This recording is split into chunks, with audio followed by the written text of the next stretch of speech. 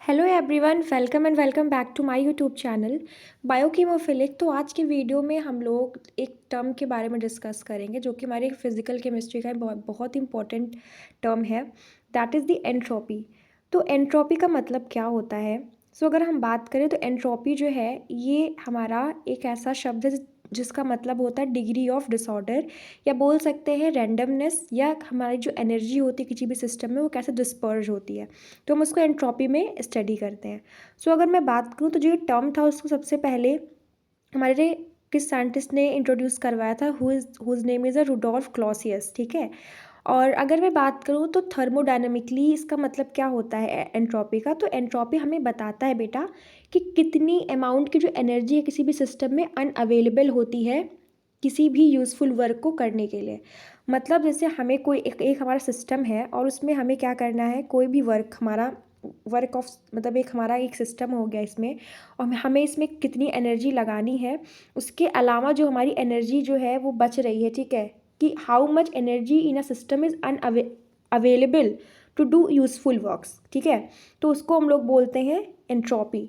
तो समटाइम्स क्या होता है कि वैसे हम लोग बोलते हैं ना कि सब काम को बहुत ही ऑर्गेनाइजेशन फॉर्म में या ऑर्गेनाइज वे में करना चाहिए, बट एंट्रोपी से हमें सीखना चाहिए कि कभी कभी बीइंग डिसऑर्गेनाइज्ड भी एडवांटेज हमें काफ़ी ज़्यादा दे जाता है। तो एंट्रोपी के से हमें ये समझ आता है कि अगर किसी भी सिस्टम में जितना ज़्यादा उसका क्या होगा, रेंडमनेस होगी, एनर्जी जितनी ज़्यादा क्या होगी, डिस्पर्ज होगी, उतनी ज़्यादा उससे क्या होगी बेटा, एंट्रोपी ज़्यादा होगी।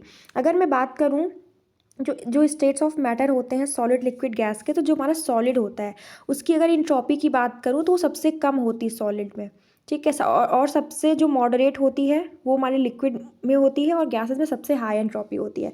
क्यों होती है आप सभी को पता ही चल गया होगा, क्योंकि हमारी जो एंट्रोपी का मतलब ही होता है बेटा रैंडमनेस। ठीक है, और जब हमारे जो जो सॉलिड पार्टिकल्स होते हैं उनमें हमको बहुत ज़्यादा एनर्जी की लगाने की ज़रूरत होती है।